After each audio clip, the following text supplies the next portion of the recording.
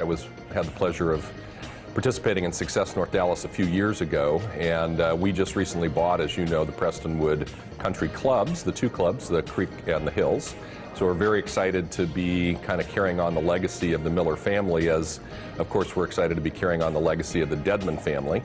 And as you probably know too, Club Corp is all about building relationships and enriching lives. I mean, that's what I hope all of our employee partners focus on. So we're going to be spending several millions of dollars to improve both clubs here at Prestonwood. We're going to have an earnings announcement tomorrow. As you know, we went public in September, so this will be our first annual earnings announcement tomorrow morning. Very excited to talk about that a little bit.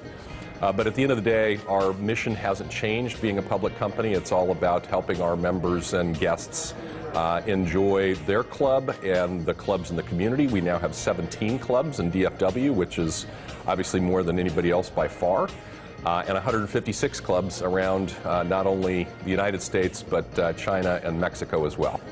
I'll ask you kind of a Barbara Walters, if you could be a tree question. If you had one more hour on the planet and then God takes you home, but you got a chance to go speak to a room of college kids, what would you tell them? What's your wisdom? What's your...